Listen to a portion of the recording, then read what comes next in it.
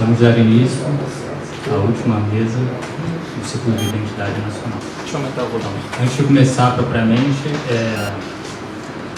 eu queria agradecer o apoio da Associação de Funcionários da NDS e também o apoio da Associação dos Aposentados da NDS.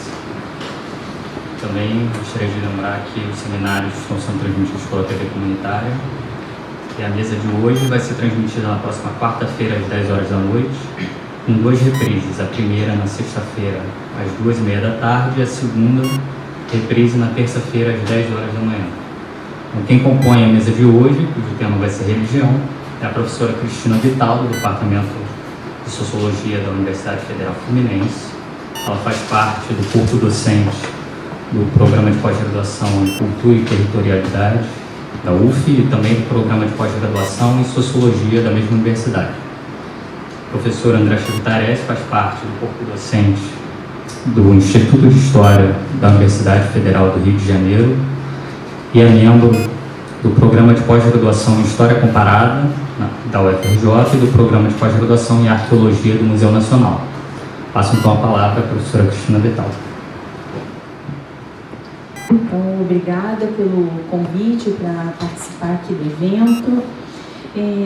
Bom, o Thales, quando me fez o convite, me solicitou que fizesse a apresentação combinando 2 processos de pesquisa longitudinais, né, ambos com uma década aí de trabalho, e eu vou tentar combinar. Para isso eu fiz uma organização assim, trazendo um texto para poder acompanhar e não passar muito do tempo que é devido a cada um. Tá? Então, nessa apresentação eu vou falar em parte sobre um processo de pesquisa que combina aí algumas instituições, o ISEC, o Instituto de Estudos da Religião, também a Fundação Fora e a Fundação Heinrich Böll. Desde 2007 a gente então vem acompanhando na política nacional, fazendo trabalho de campo, entrevistas no Congresso Nacional com políticos da Frente Parlamentar Evangélica, da Frente Parlamentar de Terreiros e também acompanhando a formação da Frente Parlamentar Católica em 2015. Né? E também vou apresentar parte de um material etnográfico que enfim, eu coleto, tem publicações sobre isso, o próprio livro Oração de Traficante é resultado desse trabalho de pesquisa em algumas favelas no Rio de Janeiro, sobretudo aí na favela de Acari, que é um conjunto de comunidades na zona norte do Rio de Janeiro, comparativamente a outras favelas na zona sul. Tá? E vou pensar esses trabalhos combinados especificamente enfatizando a dinâmica que eu estou chamando da retórica da perda, e também essa base cultural que daria sustentação e produziria uma sensibilização nessa base social que possibilita, né, o sucesso dessa retórica que a gente veio acompanhando, num crescendo desde 2006 e atinge, digamos assim, um pico agora em 2018. Tá? Então a gente começou esse histórico de trabalho, né, na política institucional em um momento muito especial, que foi no segundo mandato do presidente Lula, né, quando o escândalo das sanguessugas atingiu vários líderes e políticos evangélicos, fazendo minguar naquele período ali a Frente Parlamentar Evangélica. Lembrando que já existia no Congresso Nacional a Pastoral Parlamentar Católica, em 91, e a Frente Parlamentar Evangélica, ela começou a se organizar, tinha a bancada evangélica durante a Constituinte. Na década de 90, precisamente em 93, eles começam a se reunir, né, nas audiências públicas, fazendo um coletivo de agenda comum ali daquelas várias denominações que estavam ali representadas. E em 2003, logo no primeiro mandato do presidente Lula, assume uma organicidade, né? Então a Frente Parlamentar Evangélica começa a atuar a partir de algumas pautas específicas, com políticos orientados ao trabalho em 7 pautas, né? A gente apresentou isso no livro de 2012, cuidadosamente. E aquele momento foi também muito especial porque germinava ali, precisamente a partir do PLC 122, de criminalização da homofobia, e depois do Plano Nacional de Direitos Humanos 3, que era o PNDH 3, uma inquietação crescente que se transformaria em luta política violenta nas gestões seguintes, tanto no âmbito da política institucional quanto na sociedade. Na legislatura seguinte, o tema da família assume tal centralidade que resulta no projeto de lei que ficou conhecido como Estatuto da Família. Interessante a gente pensar, acompanhando isso que eu estou chamando aí da retórica da perda na política, um movimento que era esse de defesa da família natural, a ideia de que era uma família constituída por homem e mulher, né? E como é que esses argumentos vão mudando para virar a defesa que a gente acompanhou mais significativamente agora em 2018, que é a ideia dessa família tradicional, recuperando uma ideia que a gente podia dizer de uma família freiriana, assim, pensando na obra do Gilberto Freire, né?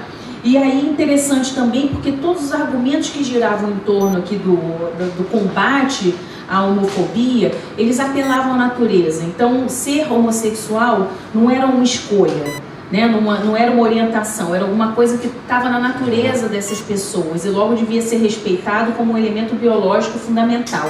É assim que também esses argumentos em torno da defesa da família vão se estabelecendo na contraposição a esses argumentos que estavam na agenda do movimento LGBT, digamos assim, né? E vai se consolidando numa diferença aí dessa família tradicional. Situacionalmente a gente vai falar sobre isso.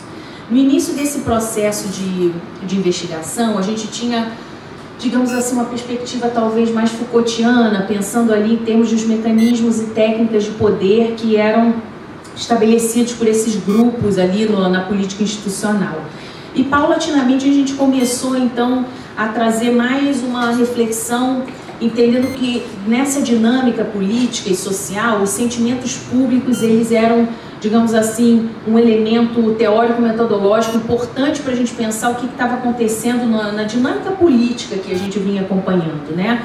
Então, os sentimentos públicos como aspectos centrais dessas várias conformações, estratégias e modos de ação coletivos e individuais. Lembrando aí que as emoções não atuariam como um resíduo ou em oposição a racionalidades, mas como integrado em diferentes racionalidades que se apresentavam no movimento social ou nessa política institucional, nesse contexto. Então, o que eu trago aqui está publicado em algumas publicações que a gente fez no ISER, com a Fundação Heinrich Böll, também no número recente da SUR, que saiu agora, um livro que a gente vai lançar agora, uma coletânea da Konrad Adenauer em São Paulo, e também em artigos e no próprio Oração de Traficante, né? Então, eu vou, por um lado, enfatizar a emergência desse mecanismo aí de ação política, apresentando o contexto e a substância do que vem chamando da retórica da perda, que vem tomando a sociedade desde pelo menos aí 2006, com esse PLC 122, com maior expressividade em 2011, quando emergiu aquela agenda que ficou chamado como Kit Gay, né, que era o material didático do MEC de combate à homofobia nas escolas, e alcançou um pico aí nessa campanha eleitoral de 2018, né, se mantendo como instrumento de aquecimento da comunicação de políticos com suas bases sociais, tá? Então, bom, a primeira coisa também que eu gostaria de frisar, né, desde o início, é que não tratamos, ao longo desses processos de pesquisa, nenhum segmento religioso como homogêneo, né? Sendo assim, destacamos situacionalmente a diversidade das denominações em termos de suas atuações e teologias, mas sempre respeitando muito o campo, sem medo de levantar o que nele vem ocorrendo, ou seja, sem receio de falar em hegemonias forjadas, porque eu acho que nesse campo de limpeza moral que a antropologia e mesmo a sociologia foi fazendo sobre os evangélicos no Brasil, porque a mídia vai tratando os evangélicos como se fosse um grupo homogêneo, e a gente está falando de uma diversidade, mas a gente precisa também falar dessas hegemonias forjadas, situadas em determinados contextos, e nesse âmbito da política institucional, do Congresso Nacional, a gente está falando sobre isso, de hegemonias forjadas, né? E que foram, de fato, assim, a gente pensa dessas legislaturas de 2003, pelo menos até aqui, a gente acompanhava uma diversidade maior desses políticos evangélicos em termos, assim, da sua base, muitos tinham uma conexão com o movimento social, estavam em partidos de esquerda, de centro-esquerda, e isso, ao longo das legislaturas, isso foi tendo uma expressividade maior ali no grupo que a gente podia chamar, assim, muito entre aspas, aí, conservador, né? Bom, o reconhecimento público de que vivemos um momento de perigo é especialmente importante para analisar o êxito da retórica da perda, tal como vem elaborando. O perigo, em um contexto particular experimentado em âmbito nacional e internacional, estaria localizado no presente e na projeção de um futuro no qual as mudanças em curso ganhariam força, amplificando sentimentos de desordem, de insegurança. Isso tem uma relação estreita com perspectivas fundamentalistas religiosas em geral, muitas delas que se anunciam a partir de extremismos, também fazendo uma colocação aqui que faz uma diferença, produz uma diferença entre o que seria o fundamentalismo, que está na base de diferentes tradições religiosas, não só aqui dos evangélicos, né? E que isso não implica necessariamente em violência. A gente tem grupos extremistas dentre esses religiosos, tá? Então, dizer que o fundamentalismo ele em si não é um problema, né? Mas os extremismos, eles são alguma coisa que a gente vem acompanhando delicadamente nesse processo, né? Porque ele sim se apresenta a partir de violência e produz violência ambiente, né? A negação do presente e do futuro globalizado pela sua valorização sem precedentes de pluralismos é um aspecto central nessas narrativas retrotópicas no Brasil e pelo mundo. E o fundamentalismo é isso, é a produção de uma comunidade que nega o mundo, né? Essa ideia do ascetismo intramundano que estaria nessas religiões, aí falando especificamente das evangélicas. Digo isso com cuidado para não incorrermos nesse contexto de identificação do mal nas religiões, né?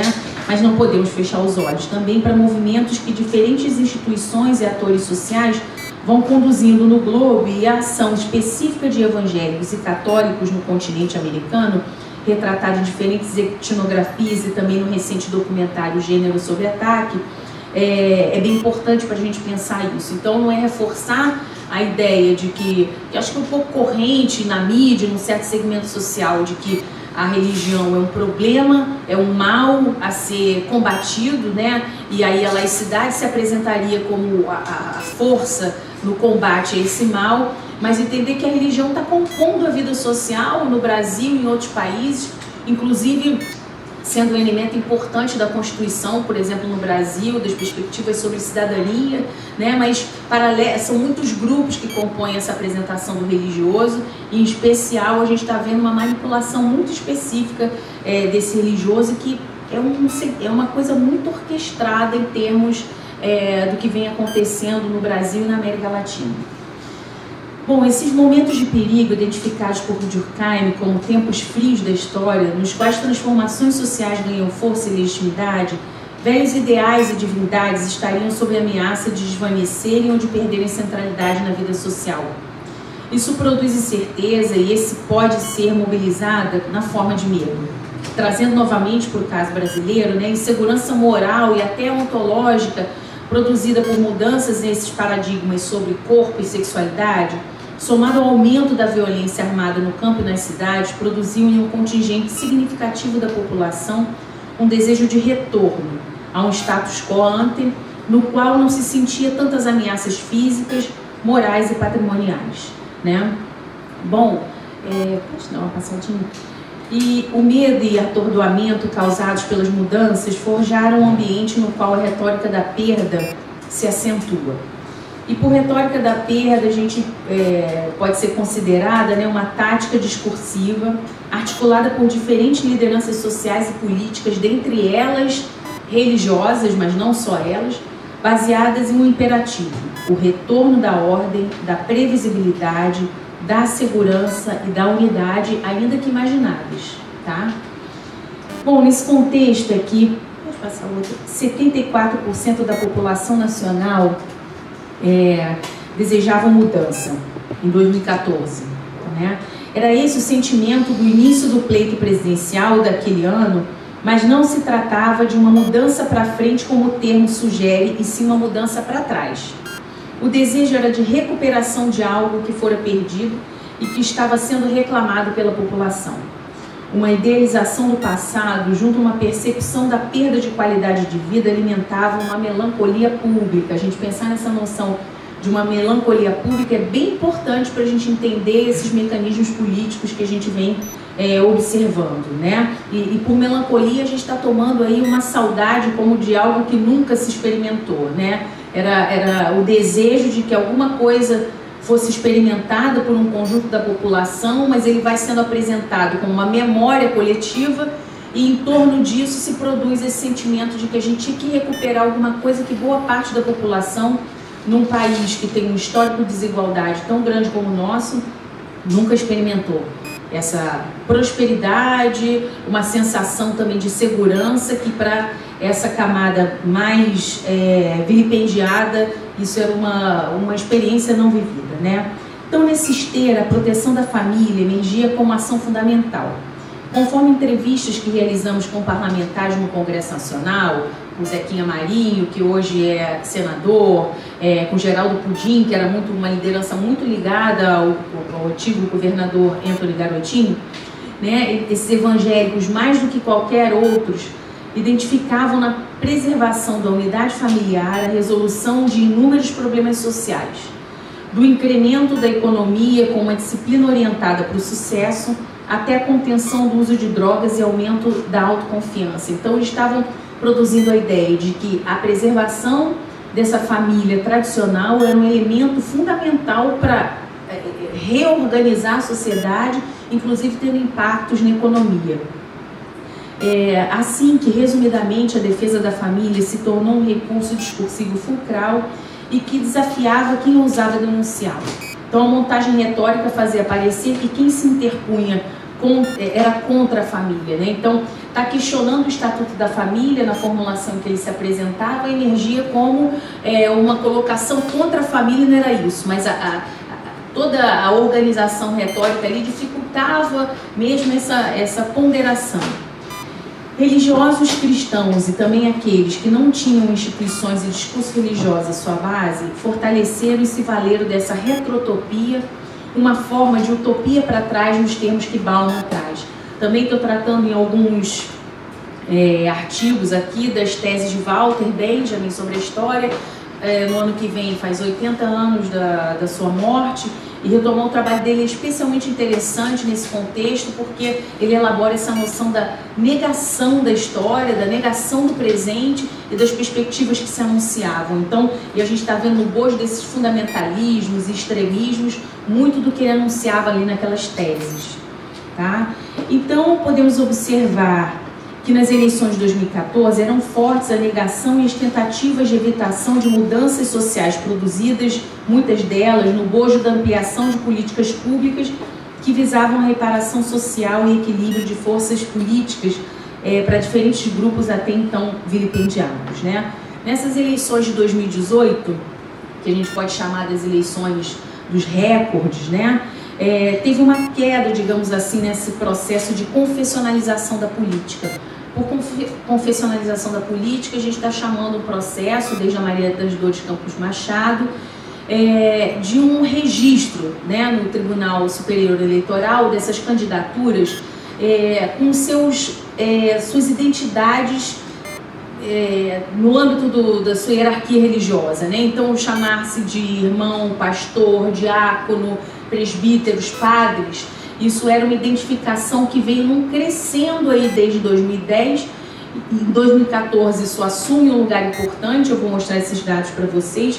E em 2018 a gente tem uma pequena retração e a gente observa aí uma outra estratégia, que era a apresentação.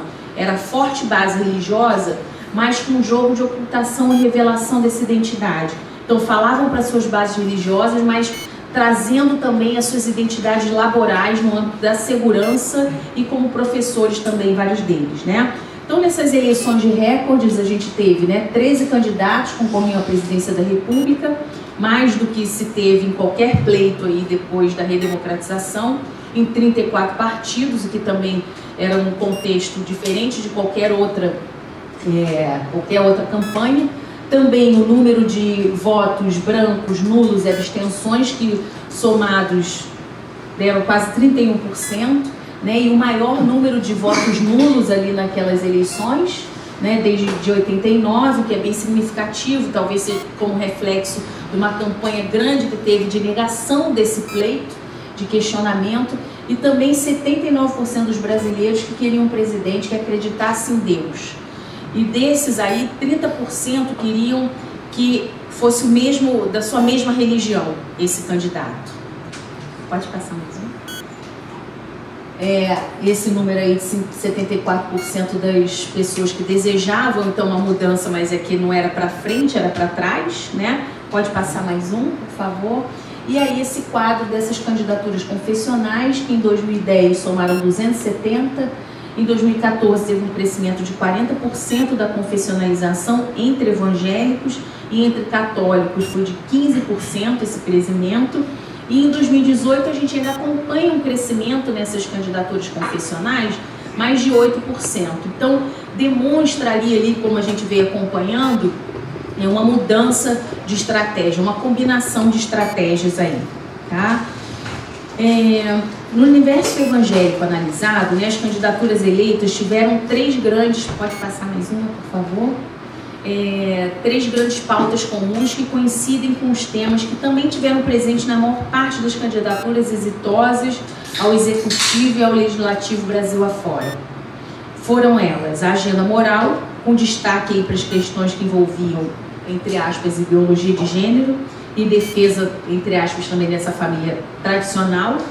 Também a agenda da segurança pública sob a forma do combate à violência urbana e da recuperação da ordem.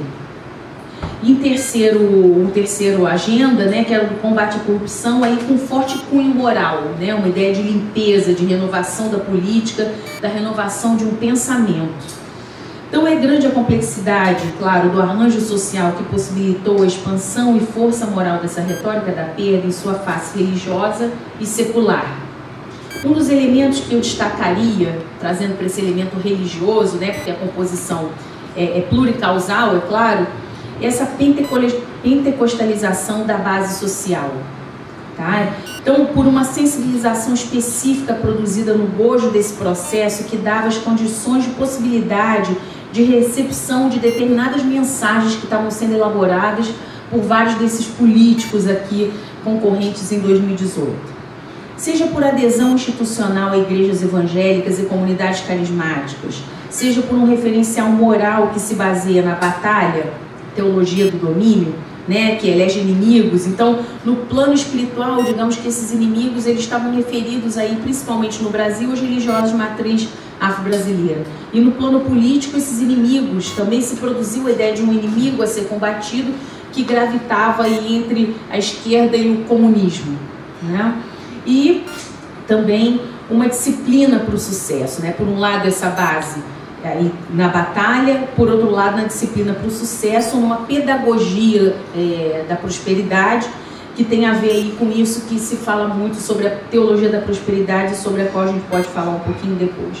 Evidentemente, a insegurança patrimonial e física partilhada no Brasil por um contingente cada vez maior de pessoas é fundamental nesse processo e não se relaciona diretamente com os aspectos religiosos. Então, segundo o mapa da violência, com os dados mais recentes divulgados, a gente tem 180 homicídios por dia no Brasil, sendo que 75% dessa população que sofre esses homicídios é de negros, né? Então, evidentemente, isso produz um caldo de insegurança que impacta diferentes camadas, né, da sociedade. Contudo, essas ameaças no plano físico e patrimonial e no plano econômico, com aumento vertiginoso aí de desempregados a partir de 2014 no Brasil, e o sentimento de ameaça no plano moral produziu uma linha de continuidade entre essas ameaças, né, materiais, concretas e aquelas identificadas como no âmbito dos costumes. Elas permitiam a exploração criativa de cenários distópicos nos quais a vida humana estaria sendo comprometida em vista da legalização do aborto, do casamento entre pessoas do mesmo sexo, das drogas. Então, tinha uma camada de argumentos desses vários políticos, sobretudo religiosos, que apresentavam esse cenário de destruição no futuro próximo em razão do aumento, né, da ampliação de políticas públicas para esses contingentes, né, para essas populações e que envolviam essa agenda específica do aborto, do casamento entre pessoas do sexo. Aqui eu gostaria de mostrar algumas imagens, brevemente, porque são muitas imagens recolhidas aí durante 3 décadas de trabalho em Acari, 3 momentos diferentes, né? Na década de 90, onde esses elementos religiosos se apresentavam, isso não era exclusivo de Acari, isso estava presente em outras favelas na cidade, e aí eram marcas, digamos assim, que gravitavam de um catolicismo até umas referências ao universo afro-brasileiro. Pode passando. Então estava sempre em ruas de grande passagem, nas bocas de fumo ou biqueiras, né, para quem é de São Paulo. Pode passando. E aí era isso. Era Salve Nossa Senhora Aparecida. Na imagem anterior a gente viu São Jerônimo, e aí dava o referencial do universo afro, né, da Umbanda. E esse aí era um grande mural que ficava numa entrada importante ali da favela de Acari. Pode passar, isso aqui na década de 90. Aqui também é uma imagem que estava na beira ali, num lugar que era chamado a Quadra de Areia, que era um espaço, digamos assim, de lazer da comunidade, né, da favela, mas que era um espaço de atuação, digamos assim, importante dos traficantes, então dos jogos de futebol e dos bailes funks que aconteciam ali. Pode passar outra. Então esses referenciais, digamos assim, étnico-religiosos também estavam muito presentes. Então, na década de 90, a gente teve aqui no Rio de Janeiro uma política pública de combate, digamos assim, enérgico, né, como era chamado, à criminalidade violenta, ao tráfico de drogas, e aí tinha essa que ficou conhecida como a premiação Faroeste, que era a premiação dada pelo governo do estado aos policiais nas suas ocorrências. Então ali teve primeiro uma ocupação pela Polícia Civil, que foi destruindo vários dos símbolos religiosos, porque eram símbolos ligados ao tráfico, né? Então eram símbolos ligados a uma religiosidade, mas que também eram identificados como símbolos que marcavam o poder dos traficantes naquela territorialidade. Então pode ir passando, porque eles destruíram aquelas casinhas. Então aqui a escrava Anastácia, e depois com a ocupação feita inicialmente pela Polícia Civil e posteriormente pela Polícia Militar, foram destruindo essas imagens. Pode ir passando, que a gente vai ver várias delas aí. Aí era o Cruzeiro, também uma configuração muito comum nas favelas nesse período, né, que era ficava sempre no topo das favelas, numa área de grande visibilidade, que marcava ali também esse duplo domínio, era o domínio religioso e o domínio do tráfico. Ali aquele triângulo como do terceiro comando, que era o terceiro comando ali de Acari, e as cores, né, a cor verde, que era do terceiro comando. Pode passar.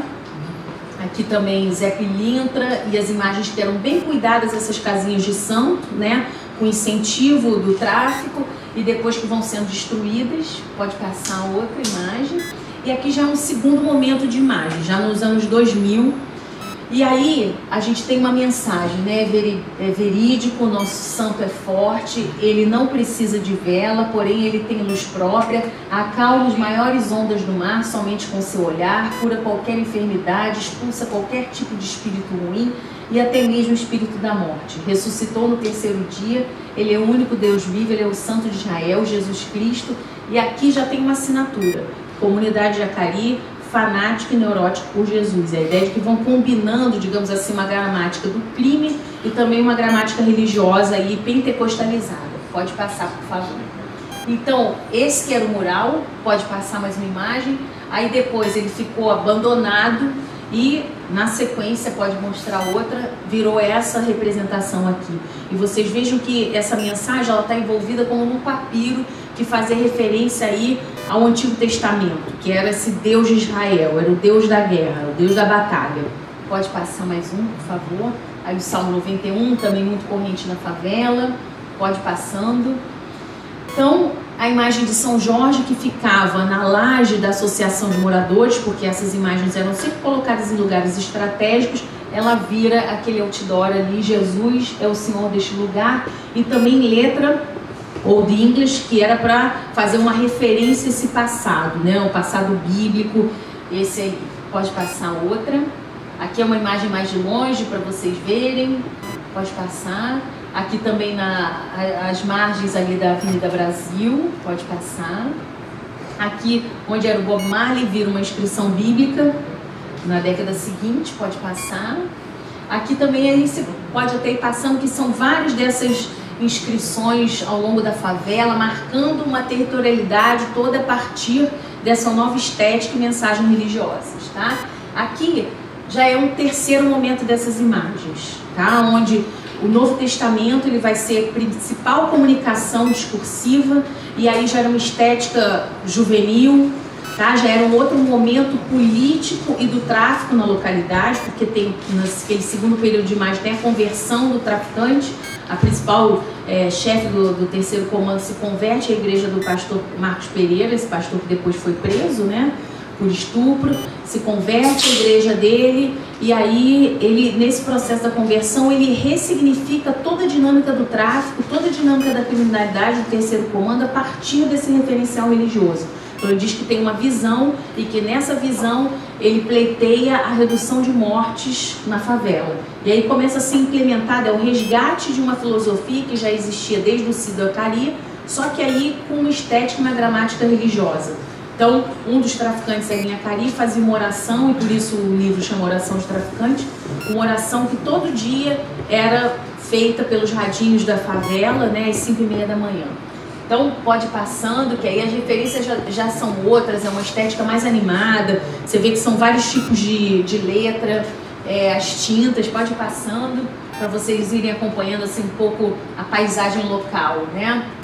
Essas letras arredondadas, pode passar. Aí você especial para Deus, que são essas mensagens motivacionais, é o que eu estava chamando assim do cristianismo motivacional, que vai começando a aparecer, pode passar. Pode ir passando aí as imagens, porque é para dar essa ideia de como é que essa presença na favela também é enorme, tem outras várias imagens, eu fiz aqui um pouco um recorte para não tomar tanto tempo, mas é para dar ideia dessa espacialidade que começa a tomar aqui. Depois eu entrevistei o grafiteiro que fez essas imagens, né? E aqui a gente um pouco fala dessa cultura pentecostal em periferias, que aí é o jogo, né? A gente acompanhando essa virada, já que num quarto momento, digamos assim, em 2015, quando eu fui novamente a Acari, observando que aquela mesma fachada onde tinha ali o Bob Marley, depois virou uma inscrição bíblica, agora tinha essa apresentação aqui do gigantão de Acari, Deus é o dono desse lugar, e ali Jesus olhar a nossa comunidade. Então toda uma mensagem religiosa, evangélica, pentecostalizada.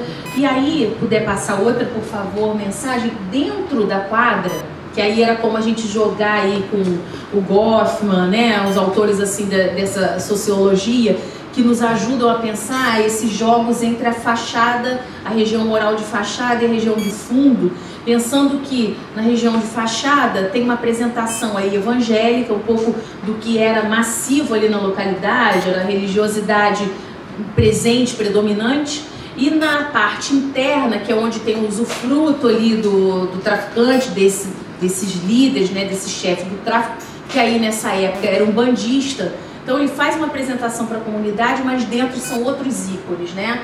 Da música, o Bob Marley volta, pode passar. Também o rato dele, né? Que é o Geff, que tinha essa figura mitológica na década de 90, que os traficantes sempre tinham uns animais silvestres, assim, tinham cobras e jacarés, né? E ele tem um rato, pode passar. E aí Bob Marley retorna, pode passar mais uma.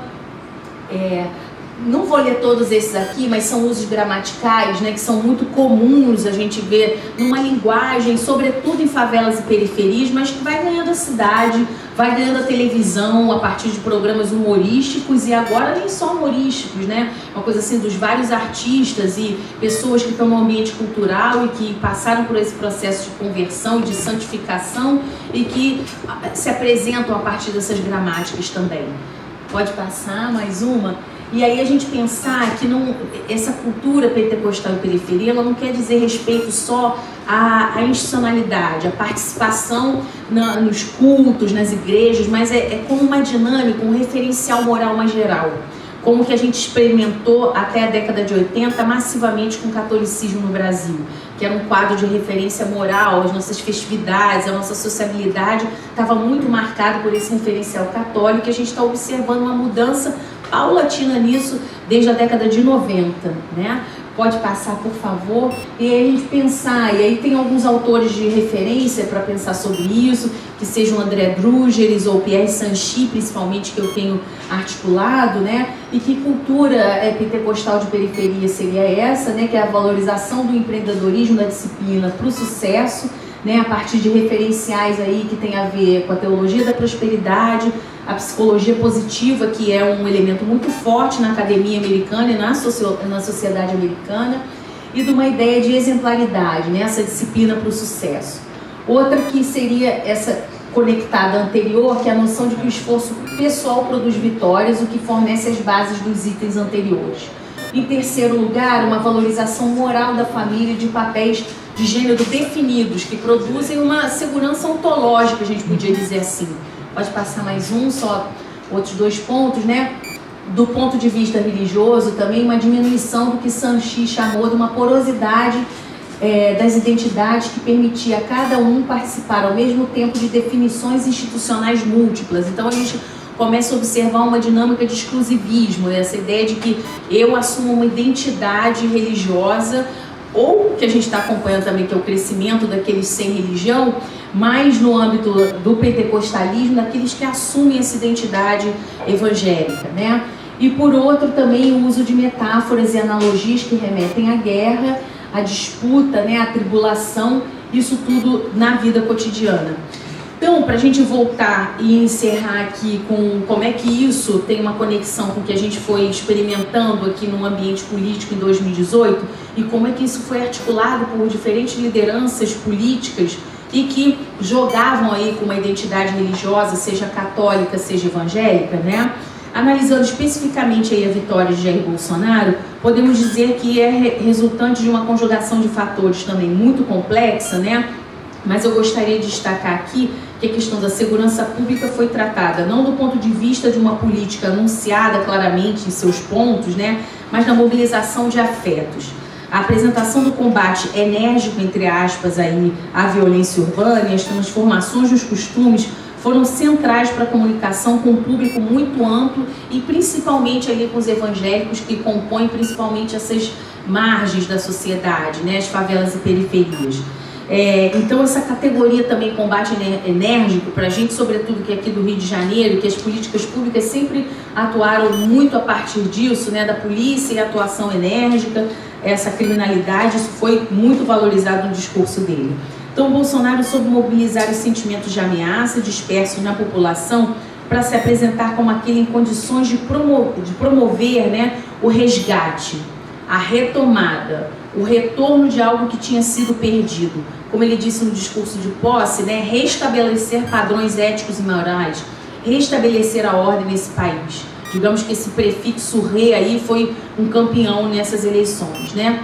A religião operou como uma rede institucional de apoio, mas esse sentimento de ameaça e o desejo de solução imediata por uma via enérgica foi partilhado por um contingente muito maior de pessoas sem orientação necessária de qualquer institucionalidade. Em um quesito muito específico, a base religiosa foi importante, né? Na agenda de defesa de um padrão da família. Isso tomou a atenção de cristãos no Brasil, mas essa retórica da perda se somou a uma outra muito importante que eu tenho discutido aí também, que é essa dinâmica dos aliados dos evangélicos, que a gente pode falar numa próxima oportunidade. Obrigada.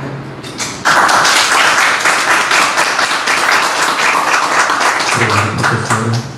Passo então a palavra ao André Chavitari, professor do Instituto de História do FRJ. Uma boa noite a todos. De imediato, eu também queria agradecer muito o convite feito pelo Thales.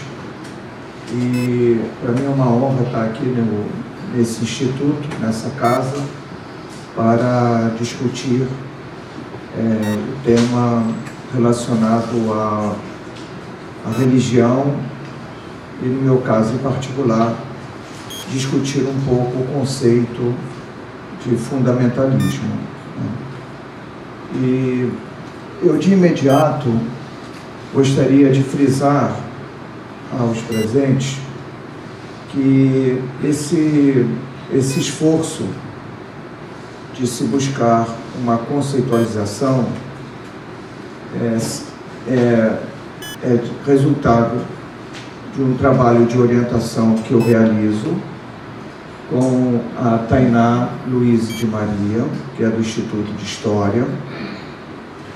Ela não pôde estar aqui hoje por motivos de saúde e portanto, o que será apresentado deve-se muito mais a esse esforço de pesquisa, tanto meu quanto dela, né? De modo que o que vai ser apresentado e discutido ainda está sendo formulado. E por que é necessário e importante discutir e conceitualizar essa ideia de fundamentalismo? Primeiro, a quase totalidade dos trabalhos que se voltam a essa questão são de origens mais teológicas, são basicamente teólogos ou cientistas da religião. Muitas vezes não consigo entender muito bem as diferenças entre ciências da religião e teologia, pelo menos a praticada aqui. E apesar de anunciarem a ideia de um conceito sobre fundamentalismo, isso quase nunca é operacionalizado. Então, essa busca por definir o conceito no âmbito da história, retirar esse olhar do âmbito do religioso, né, e trazer para o âmbito das ciências sociais, e eu penso a história enquanto ciência social, eu acho que é absolutamente necessário. Então, não se trata de um estudo fechado, mas de um trabalho que está em curso, né? E a nossa aposta é que esse esforço possa render, ao término, uma boa pesquisa na pós-graduação. Eu vou ficar de pé, se não incomodar o pessoal aí, como uma forma, pode ser? Como uma forma de trazer e apresentar as discussões. Então, por favor, o próximo slide. Bom, de imediato, o aspecto que eu estou trazendo para a discussão é o fundamentalismo religioso cristão. E eu compartilho com a minha colega a ideia, e ao longo da discussão vocês vão ver que nós convergimos, que experiência religiosa, nenhuma delas foi dada por Deus ou deuses. São sempre experiências humanas que pensam, criam um sistema de crença. Então nada veio do céu para a terra, mas a dinâmica é exatamente outra. É da terra para o céu. Então nem toda a espécie humana foi religiosa.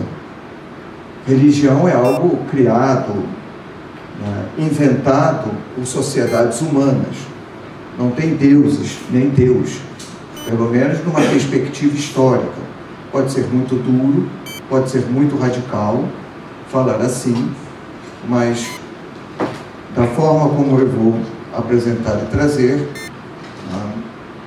somos nós que criamos.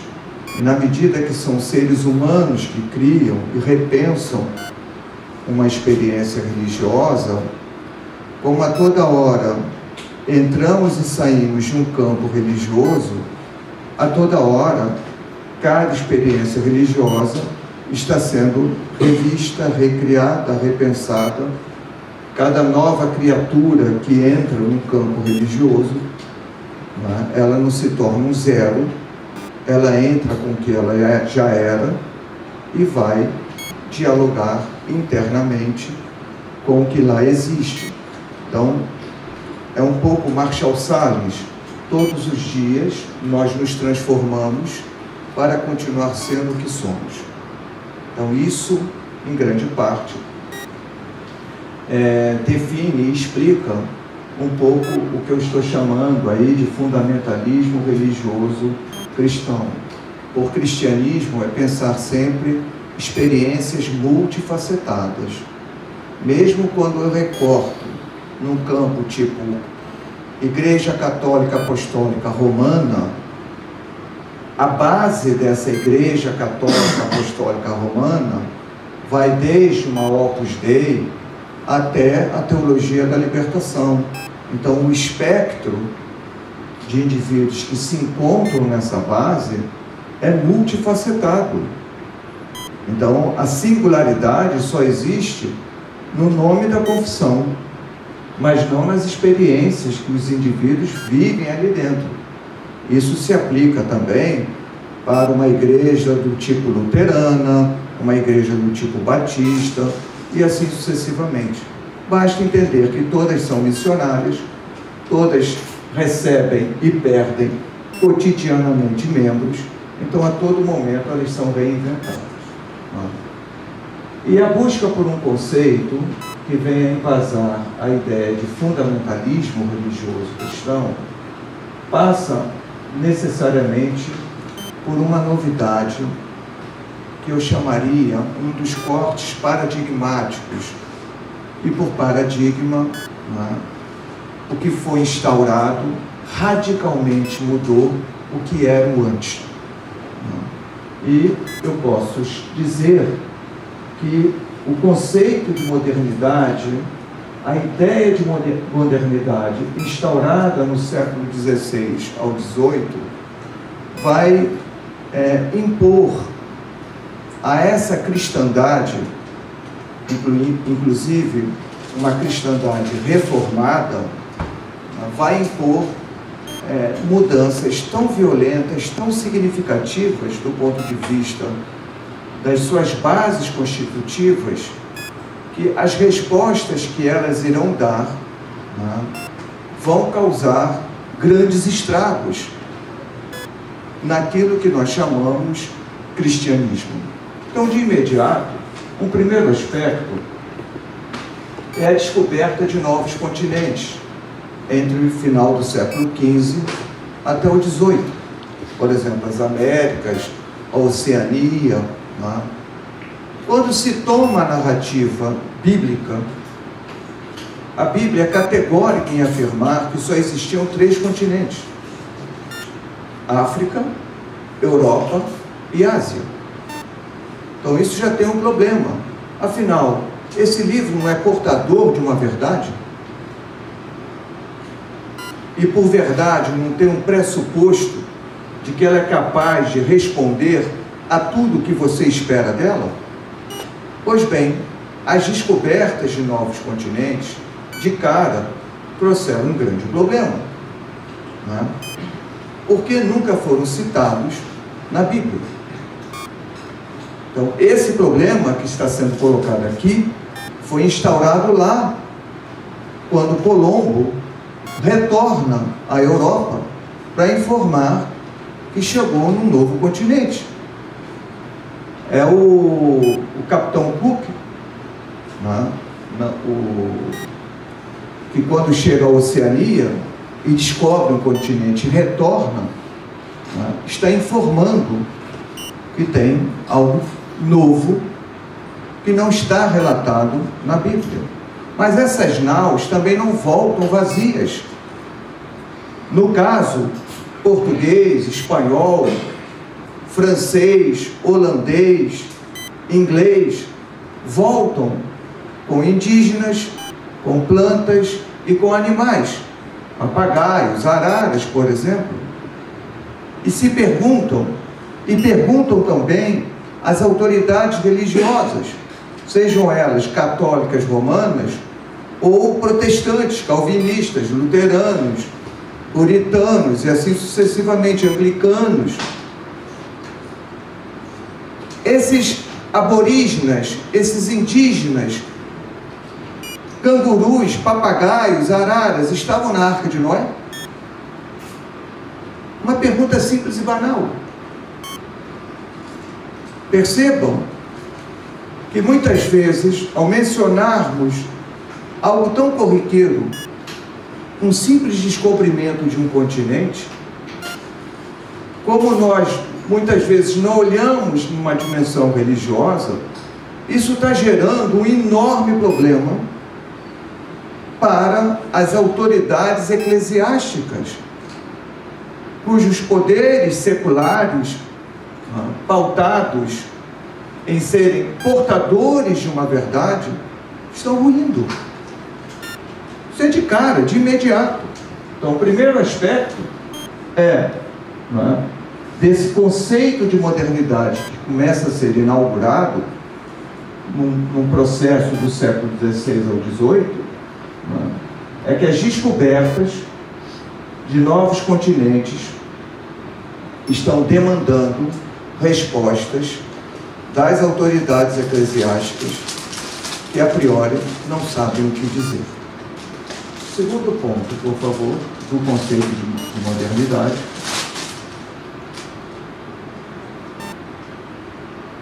A noção de temporalidade, tempo, passagem do tempo, era o calendário basicamente judaico que dava sentido e organização da criação do mundo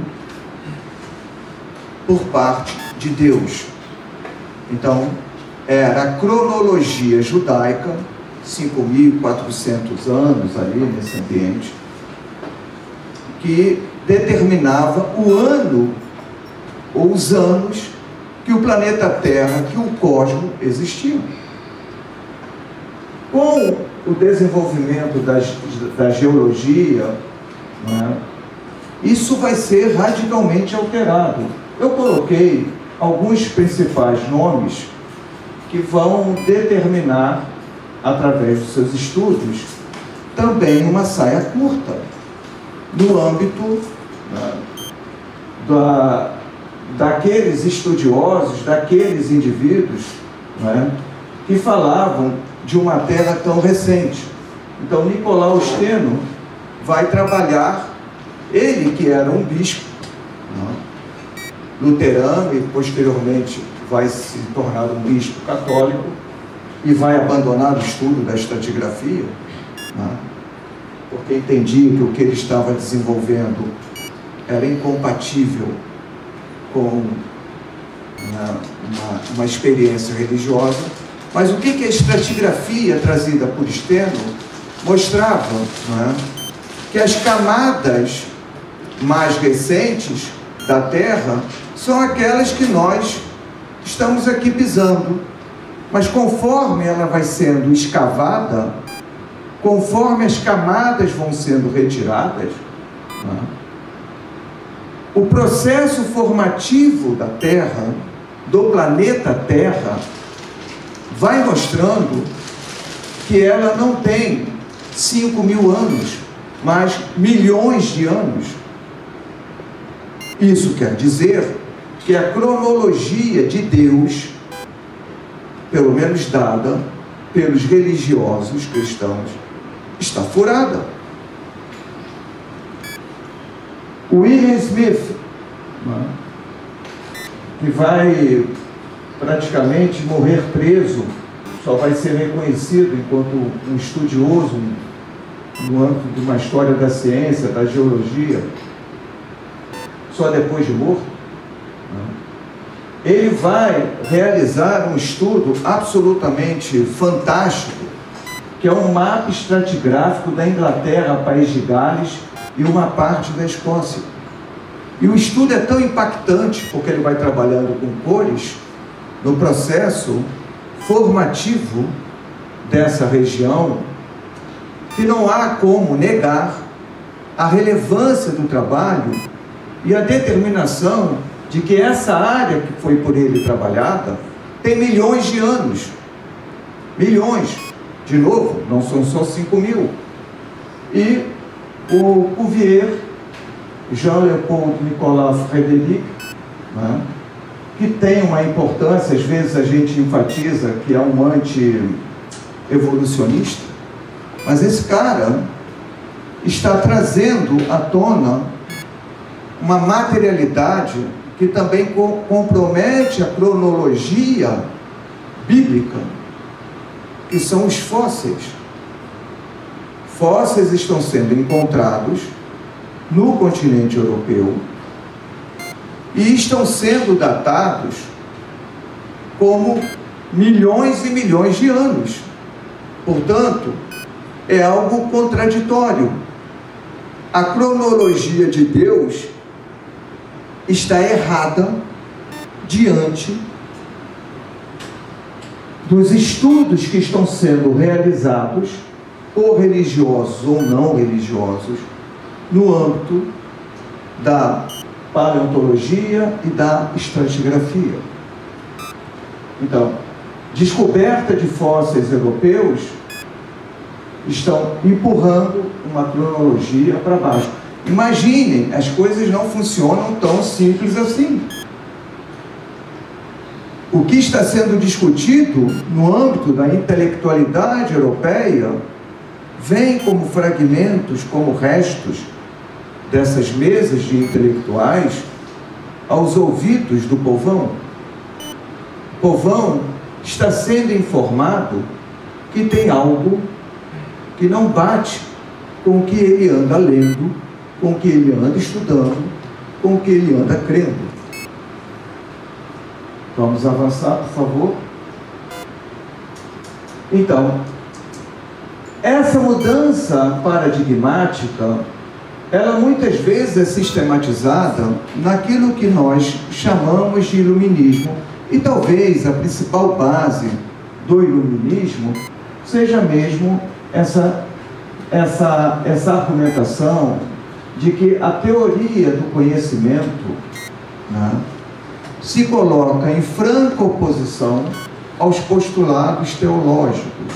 Implica dizer, né, tudo precisará de prova, tudo deve ser discutido e tudo deverá ser apresentado à luz de prova. A ciência demanda prova. Se esse postulado ou se essa teoria começa a ganhar aderência, começa a ganhar força, principalmente em fins do século XVII, XVIII em diante, né, boa parte da argumentação teológica, boa parte de um pensamento que sustenta, dá sentido, horizonte para a imensa maioria das pessoas, que são esses postulados teológicos, simplesmente não podem ser provados. Não podem sequer serem submetidos a critérios da razão. Ou se tem fé e crê, ou não se tem fé e segue em frente. Então, se a teoria do conhecimento está questionando postulados teológicos, como desdobramento, e uma ênfase que eu quero dar, é que a ideia de um imobilismo do universo, um pressuposto construído ao longo de todo o chamado período medieval, está implodindo. Ao contrário, não é? O mundo não é imóvel. O mundo não está parado. A criação do mundo por Deus não instaurou um congelamento. Ao contrário, o tempo é infinito. Pela primeira vez está sendo construída a ideia de uma seta lançada de um ponto inerte, do ponto zero, rumo ao infinito.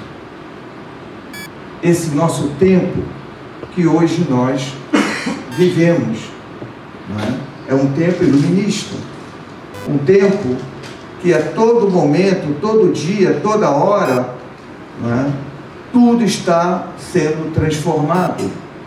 Até as noções mais simples e primárias, noção de passado, de presente, de futuro.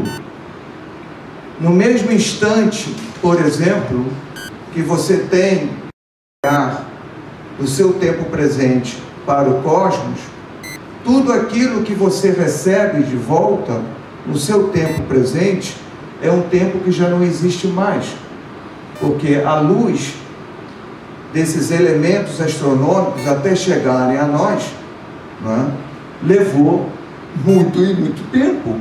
Então aquilo que você vê já foi.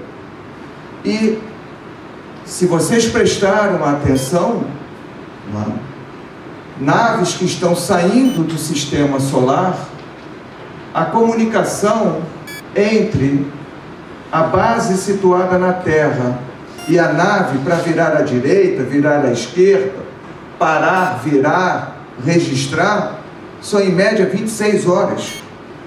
Então o tempo que eu quero fazer a máquina lá em Plutão parar para fotografar, virar, pegar um ângulo X, Y, Z, tem que ser com 26 horas de antecedência. Eu tenho que prever.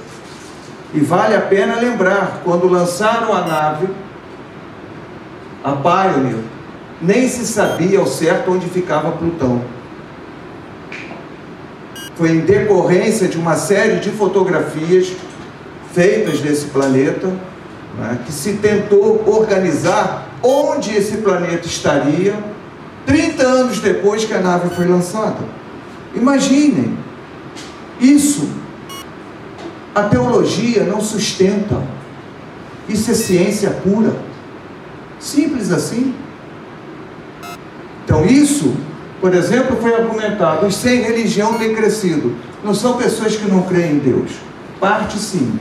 O IBGE tem detectado um crescimento, né, de indivíduos que já não creem em mais nada. Mas naquele campo dos sem Deus também indivíduos que já não se inserem mais num campo religioso, confessional, específico, etc. e tal. Então, em um ambiente teológico, onde tudo era determinado pela presença do divino, onde o tempo de criação de Deus, os tais 6 dias, criando tudo, né, em áreas que te davam enorme segurança para você poder viver, pensar, né? A floresta do lugar onde tinha os perigos, etc. e tal, tudo isso está sendo paulatinamente quebrado, rompido. Então as bases que vão constituir o fundamentalismo são muito mais antigas do que muitas vezes pensamos enquanto século 20 e 21. A modernidade vai forçar a teologia a sair do seu imobilismo. E na medida que ela precisa sair desse conforto e desse imobilismo, ela hoje corre atrás de respostas. E respostas, em muitos casos, ela não consegue dar. Não é? A própria construção do sujeito, o indivíduo, dono de si. Imagine, do ponto de vista de experiências de antiguidade, de período medieval, né? O indivíduo sempre atrelado ao Estado, ao senhor feudal, ao senhor dele, proprietário dele, enquanto coisa. Né? Nós temos no século, basicamente 18 em diante, um indivíduo dono de si, livre e autônomo de qualquer experiência religiosa, livre e autônomo de qualquer Estado. Novidades sem precedentes. Por favor, o próximo. Os impactos da laicização e a reação do pensamento teológico. Essas reações são muito mais antigas, mas para efeito do que está aqui, apenas para situar essa questão, eu tomo séculos XIX até 1925. Digo antigos, por exemplo, eu estou trabalhando num workshop para um grupo de teatro que vai, ano que vem, apresentar uma peça de Shakespeare, Otelo. Shakespeare já se insere nesse ambiente do moderno.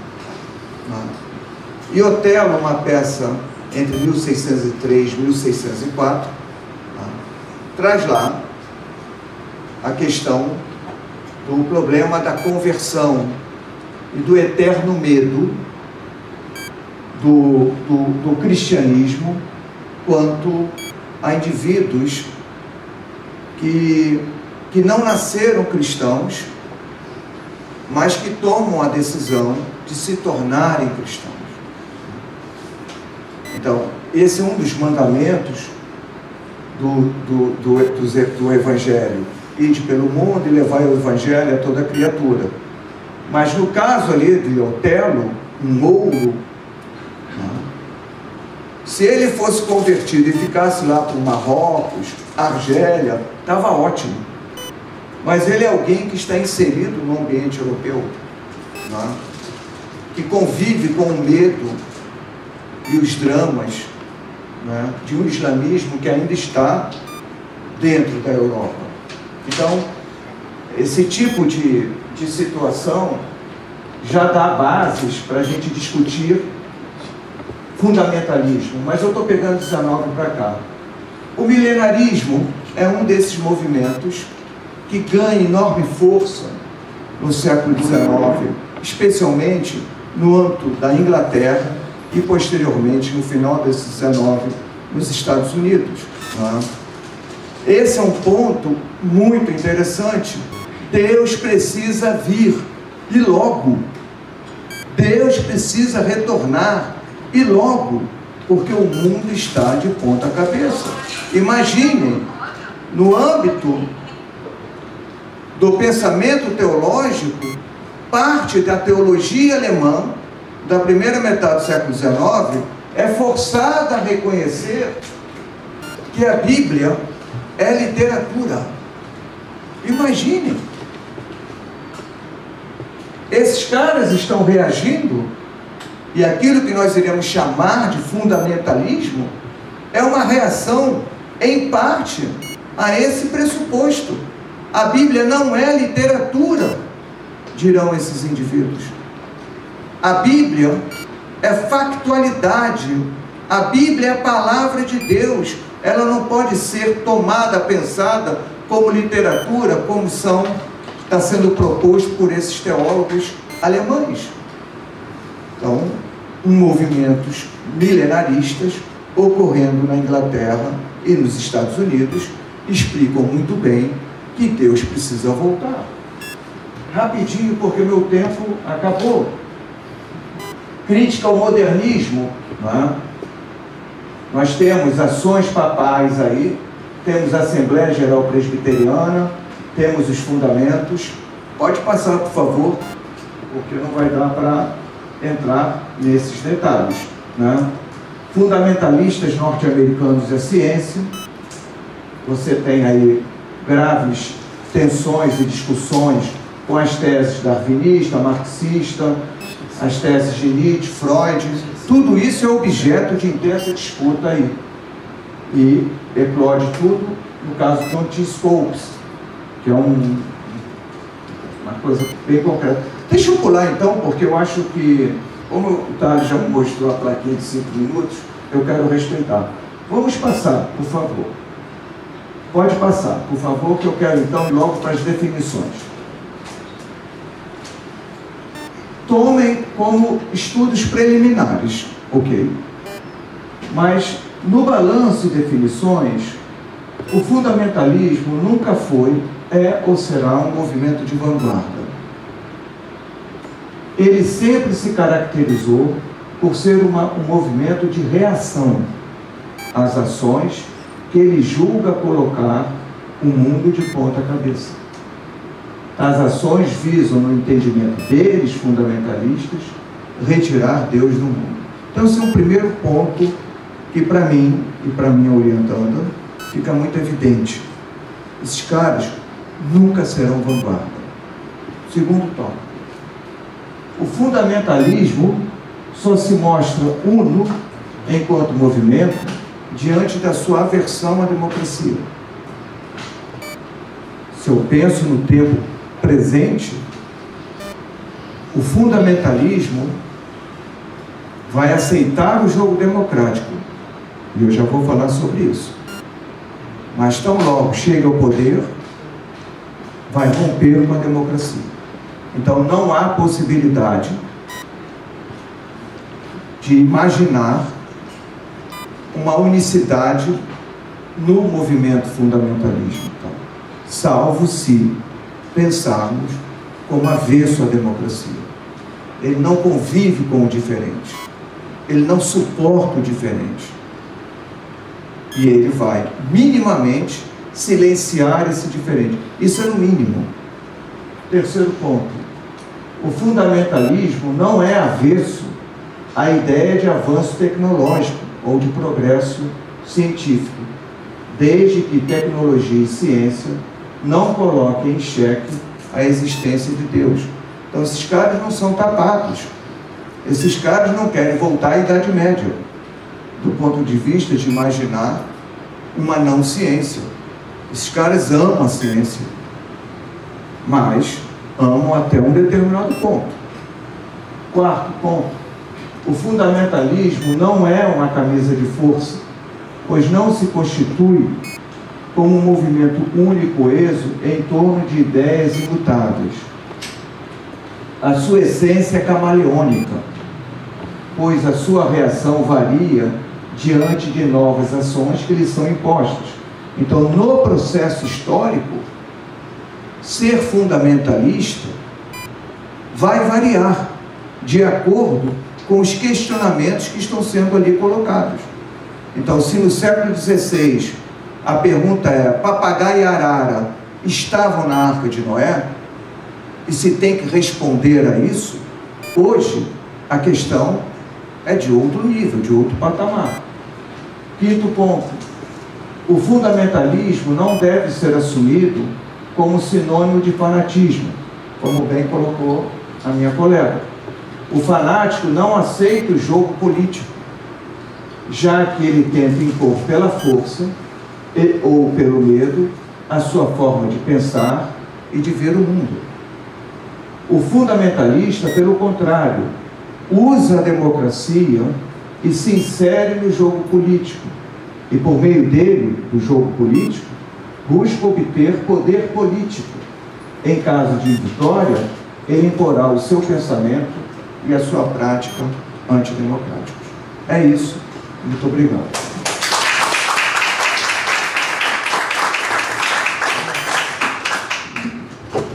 Obrigado. Agora nós vamos abrir para o debate. Quem tiver alguma pergunta, eu peço para se encaminhar aqui com o microfone, depois nós estamos gravando.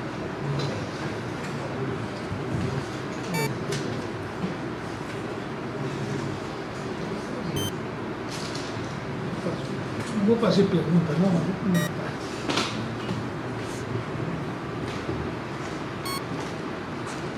Primeiro, eu queria agradecer a presença dos dois, eu acho que foi muito interessante a colocação. Fala no microfone, seu Dark. A colocação que vocês fizeram, foi muito interessante. Acho que vou pegar o professor aqui, vou pegar alguns exemplos dele, vou procurar uns exemplos mais, talvez, complexos, que eu tenho que passar lá na ideia de Copérnico, a mudança do sistema, né? E podíamos abordar o problema da crise do Ocidente, a crise do pensamento ocidental, que tem três momentos: na ruptura da fé com a ciência, depois a própria crise da fé, e hoje a crise da ciência, porque ela não se mostrou capaz de resolver as questões que perseguem a humanidade.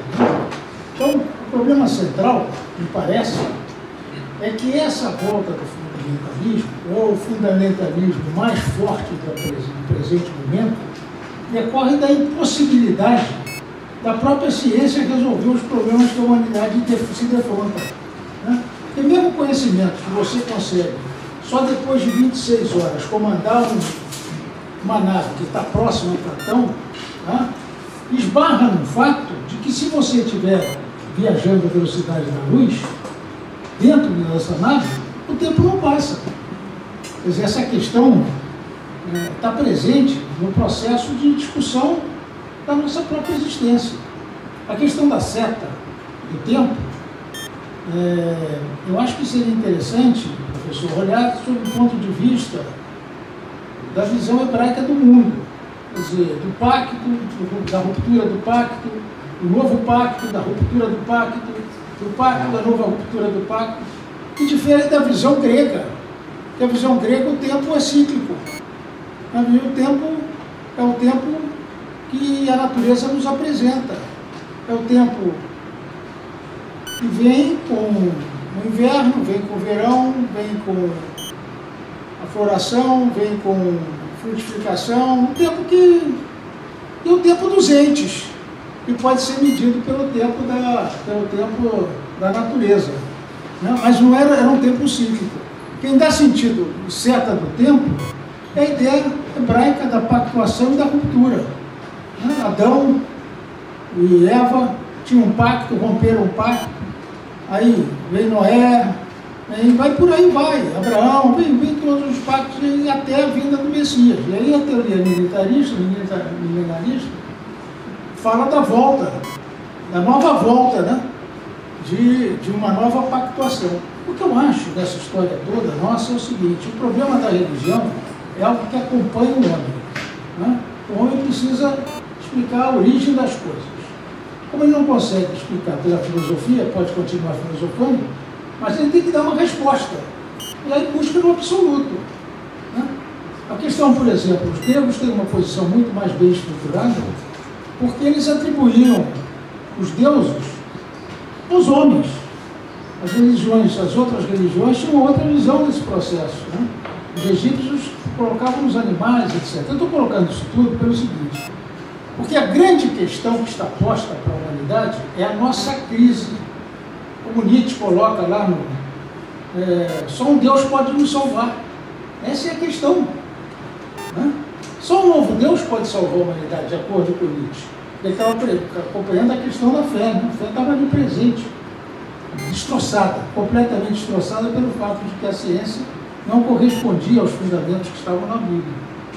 Então, eu acho que o seguinte: nós, para tratarmos dessa questão, temos que entender o seguinte: é inerente ao ser humano a busca ao absoluto. É inerente ao ser humano a busca ao absoluto. Agora, o problema está em como fazer. Esse é o problema. Como fazer? Porque o que acontece é que uma das coisas que a senhora estava colocando, e que está acabando no Brasil, é porque, pela moda, maneira de fazê-lo, está se destruindo uma coisa que é preciosa na sociedade brasileira, que é o sincretismo. É o indivíduo que vai à missa de manhã, vai falar com o pastor de tarde, de noite vai à Umbanda. Aquilo que a senhora colocou da necessidade de cada vez mais se marcar a posição é uma coisa que combate de forma frontal, né, a identidade nacional. Esta é uma coisa que tem que ser tratada, me parece, tem que ser tratada. Porque essa radicalização religiosa é uma coisa que nunca teve presente no Brasil da forma que está. Da forma que está. Não quer dizer, quando a igreja era oficial, é evidente que havia um problema no trato das outras, claro, mas não da maneira como se coloca hoje. E eu acho que a gente devia pensar um pouco nisso. É isso que eu queria dizer aqui, para a gente poder avançar nessa discussão, que eu achei interessantíssima. Eu só tinha a agradecer a vocês, porque eu acho que vocês colocaram uma série de pontos aqui importantes para o nosso debate. Você comentar? Posso só acrescentar algumas pode, considerações?